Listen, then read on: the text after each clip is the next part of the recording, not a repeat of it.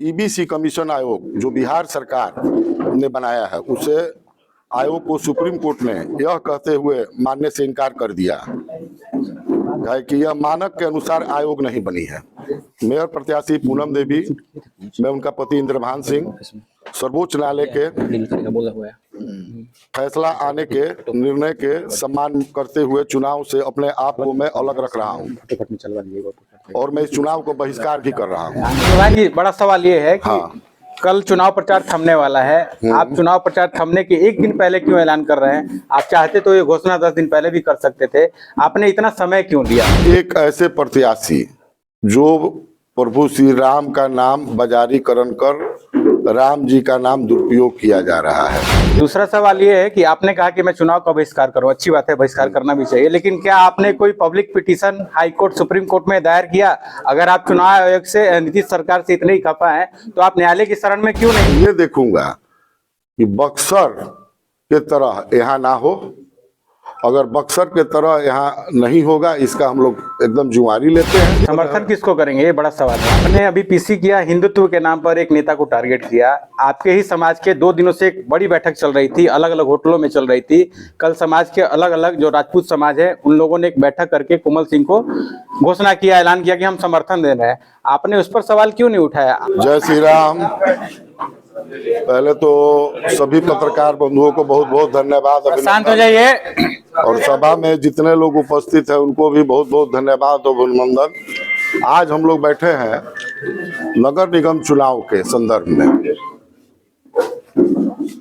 EBC commission आयोग जो बिहार सरकार ने बनाया है, उसे आयोग को सुप्रीम कोर्ट ने यह कहते हुए मानने से इनकार कर दिया है कि यह मानक के अनुसार आयोग नहीं बनी है।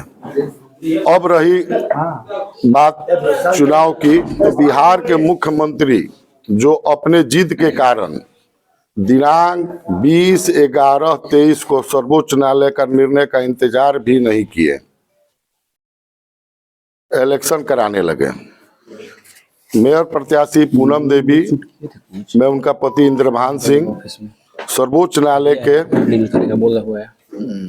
फैसला आने के निर्णय के सम्मान करते हुए चुनाव से अपने आप को मैं अलग रख रहा हूं और मैं इस चुनाव को बहिष्कार भी कर रहा हूं। माननीय सर्वोच्च न्यायालय का फैसला आने के बाद आगे का कदम मेरा होगा।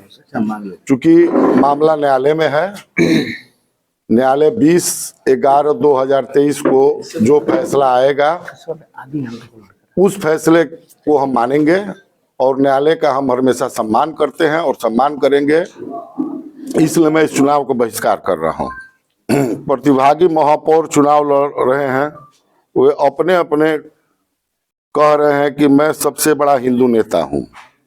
तो मैं बता दूं, मुझसे बड़ा हिंदूवादी नेता कोई नहीं है। इन प्रतियोगिताओं में जो प्रतिभागी जो खड़े हैं, इनसे बड़ा, हमसे बड़ा हिंदूवादी नेता उसमें कोई नहीं है। जो कहते हैं कि मैं राम को लाया हूं, तो हम उनको बताएंगे और बता रहा हूं कि राम त्रेता युग से कण कण में बसे हुए हैं। मेरे अपने नरदेश्वर चाचा 45 वर्षों से रामलीला समिति के अध्यक्ष रहे। वे अपने जीवन काल में प्रभु श्री रामचंद्र जी का उपयोग पारिवारिक या किसी फायदा के लिए नहीं किए, परंतु एक ऐसे प्रत्याशी जो प्रभु श्री राम का नाम बाजारीकरण कर राम जी का नाम दुरुपयोग किया जा रहा है। यहाँ तक कि अपने चुनाव के लाभ लेने के लिए सांप्रदायिकता की बात हरदम करते हैं, जिससे शहर का माहौल बिगड़ रहा है। और आगे हम लोग 20/1/2023 का फैसला का इंतजार करेंगे और जो सुप्रीम कोर्ट का आदेश होगा उसका अच्छा हम लोग पालन करेंगे। इंद्रभान जी, बड़ा सवाल ये है कि कल चुनाव प्रचार थमने वाला है। आप चुनाव प्रचार थमने के एक दिन पहले क्यों ऐलान कर रहे हैं? आप चाहते तो ये घोषणा 10 दिन पहले भी कर सकते थे, आपने इतना समय क्यों लिया? मैं देख रहा था कि बिहार सरकार अंतिम समय तक भी अपने निर्णय को मान रही है कि अपने जो और निर्णय कार्य जो किए हैं, सुप्रीम कोर्ट का आदेश बिहार सरकार मान रही है कि नहीं।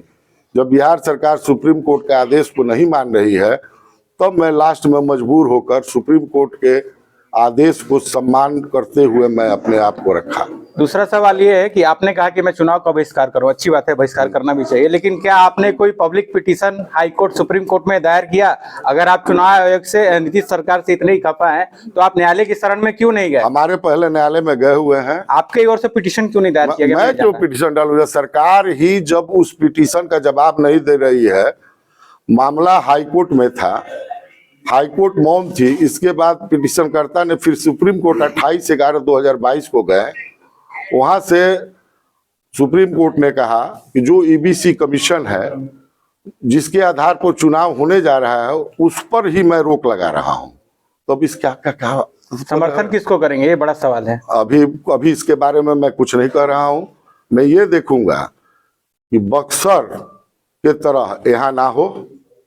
अगर बक्सर के तरह यहाँ नहीं होगा, इसका हम लोग एकदम जिम्मेदारी लेते हैं, और जो आगे आएगा उसको हम लोग समर्थन करेंगे। आपने अभी पीसी किया, हिंदुत्व के नाम पर एक नेता को टारगेट किया। आपके ही समाज के 2 दिनों से एक बड़ी बैठक चल रही थी, अलग अलग होटलों में चल रही थी। कल समाज के अलग अलग जो राजपूत समाज है उन लोगों ने एक बैठक करके कोमल सिंह को घोषणा किया, ऐलान किया कि हम समर्थन दे रहे हैं। आपने उस पर सवाल क्यों नहीं उठाया? आपके भी जातिगत नेता जो है वो लामबंदी कर रहे हैं, वो भी श्री राम का नारा लगा रहे हैं, आज सड़कों पे देखिए हर जगह घूम रहे हैं, तो आपको व्यक्ति विशेष से खुन्नस क्यों है? ये बताइए, श्री राम का नारा जी लगाने के लिए सभी छूट है, लेकिन राम का बाजारीकरण करने के लिए सब छूट नहीं है। ये आप नहीं देख रहे हैं क्या हो रहा है समाज में? स्थिति कैसी बनती जा रही है। हम लोग 25-30 सालों से आरएसएस से लेकर भारतीय जनता पार्टी में हैं, और हमारी एक ही प्राथमिकता है, सबका साथ सबका विकास। हम जाति नहीं, हिंदू हैं।